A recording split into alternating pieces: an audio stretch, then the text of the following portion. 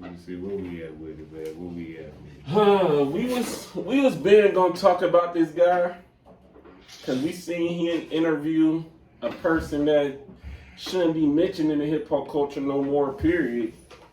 And I didn't watch that. I didn't watch the I can't interview bring myself to too. watch I so happened to run across a couple clips, but whatever. And then yesterday evening for me, Right. I saw that he was arguing with an Atlanta native, 21 Savage. If you don't know who we talking about Wack 100. So happened to be the manager for the game. So happened to be the manager for Blueface. And him doing a interview where he's talking to with DJ Academics at 6ix9ine. Yeah. And so let's talk about why it's cornball for him to do that interview. It's very simple, bruh. You subscribe yourself to a gangster lifestyle, and you always talking about gangster morals and street codes and shit. Yeah. But you sitting right here co-signing, defending, going hard for it. In my opinion, really dick riding a rat. Yeah. Like, he keeps saying 6ix9ine is a civilian. No, 6ix9ine is not a civilian. Yeah. A civilian is somebody who goes about their day-to-day purposes, a tax-paying individual who goes about their day-to-day life and tries not to commit no crimes. Yeah. They don't live by no street codes. They don't live by any of this. Yeah. These are people who are supposed to call 911 when something happens. Right. 6ix9ine was out here running around here doing all this shit, running around with these 9 trade gangster bloods, going around here calling hits out on people, threatening people, talking shit to people, telling people to suck his dick, telling them to come fight him, squaring up with people, getting people shot at, sending hits out on people, all type of shit like that. And then when everything went left and he got caught, he told, "You are not a civilian, you are a rat." Facts. And for Wack 100 to sit around and act like he's off some oblivious and don't know what the fuck between civilian and a rat is, when he's supposed to be this hardened gangster from years back, a real blood from LA. I don't understand this shit. And then to pull the shit that he's doing, all this shit is clout chasing to me. Yeah, facts. All of it. That's what all of it. About to say. That's he clout chasing. Wack 100 is not even known for. Like he not known for doing media. He not a radio personality. He not a podcast person. He just be talking. He just be talking shit and just. So for him to come out and have his first interview, whatever they doing over there, podcast, whatever, and interview 6ix9ine and say, "Oh, I just want to get his side of the story." That was his excuse before he interviewed him. So he interviewed him. Now his excuse is that, oh, he just sees 6ix9ine as a civilian that got caught up in some stuff. No, a cloud chaser, bro. No, 6ix9ine knew what he was doing until shit turned left. Now he want to act confused to the situation. He's a rat, and he's justifying a rat. And for somebody who is somebody that streets have certified as a gangster, to co-sign this shit, you lame as fuck because you doing it for one reason. 21 Savage was 100% right. You were lame. For what you were doing. Right. You were lame for what you did on Clubhouse last night, bro. Yeah. So. Man. And I have to be real. I have to be real. I'm upset with 21 about one thing: the fact that he involved himself in that shit.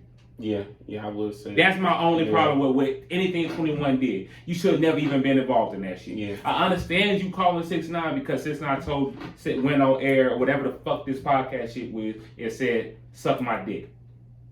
He said that. He talking about 21. Oh, all right. You know what I'm saying? Because they was in the club at the same time, this and the third. And talking about, and you don't invite me to your dick unless you invite my hands to your face. Right. I understand that. So when they had a phone call conversation, 21 should have never got on Clubhouse in that room with these motherfuckers. Listen, and then Wack 100, man. As far as like the real hip hop culture, we was slowly. It's only media and people like academics really paying attention to 6ix9ine. Right. We like the real hip hop community not really saying like nothing about him, nothing at all. We see his name up under all these shade room posts and all that shit. All this shit. We see his name there. Nobody acknowledging this nigga. Nobody acknowledging him. So for you to try to bring him back into the like hip hop world, because I guess some people respect you because you manager of the game and whatever you did in the streets and you manager of Blueface, whatever the case.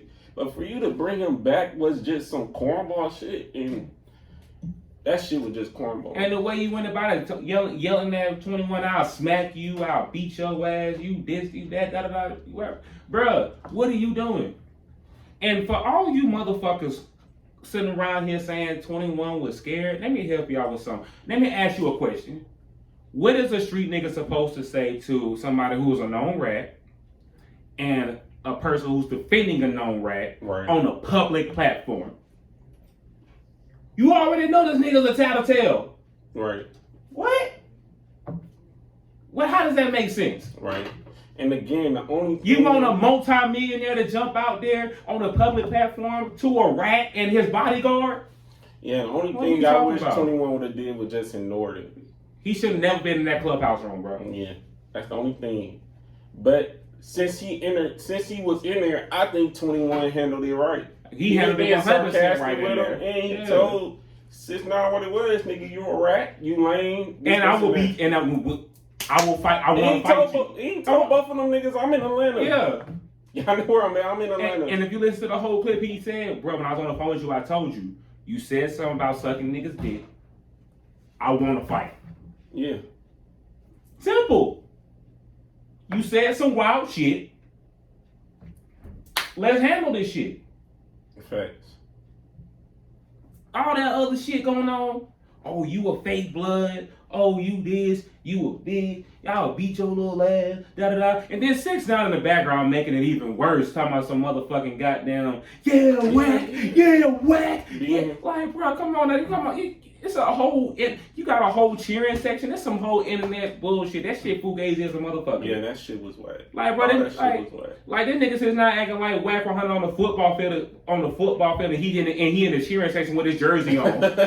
Like, bro, that shit. I almost said something. Nah, that shit weird. That shit weird.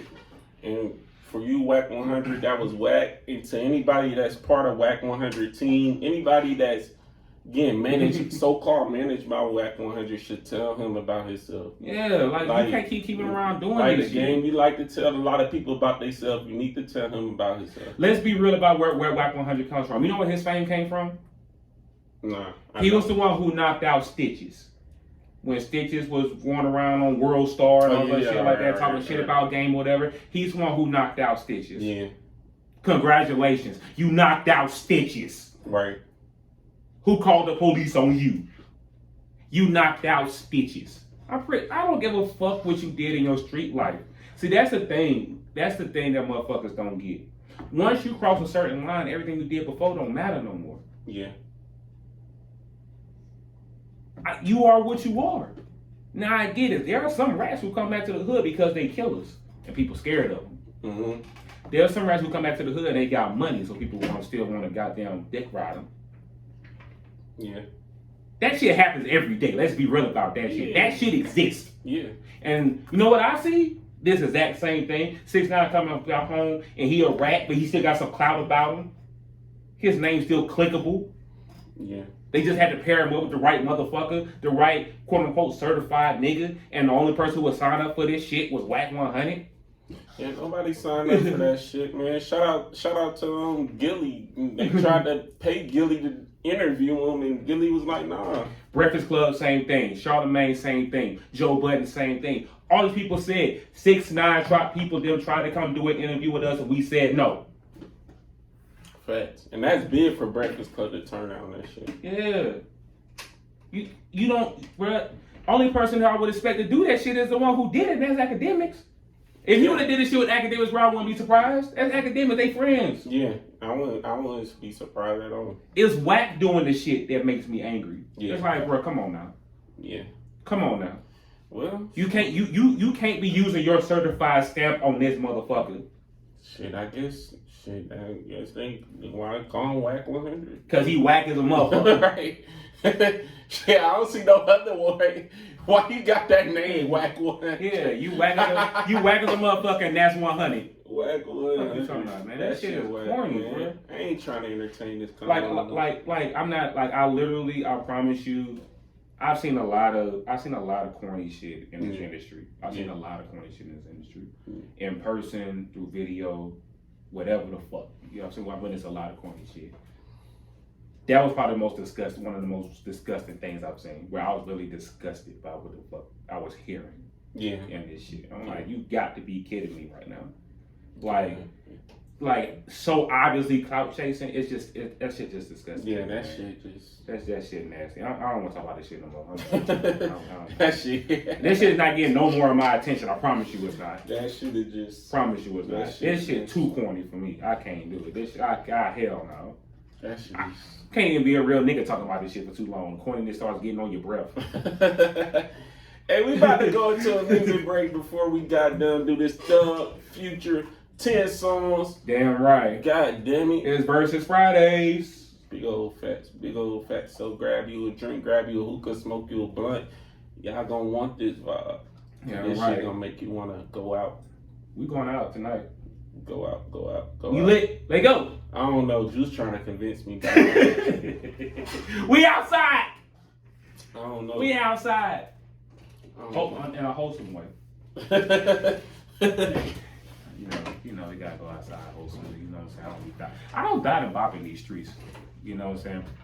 Contrary to popular belief. Just kind of go outside. You know what I'm saying? Might want to see somebody from the island of Dominica. From the Dominican Republic. See what we got.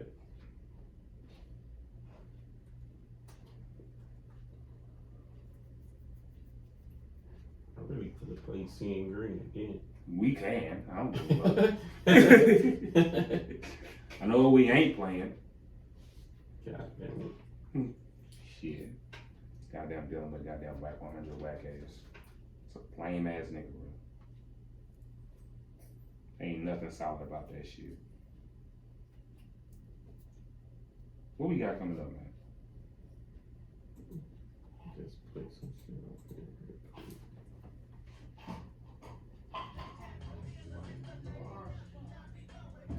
I don't know what's going on with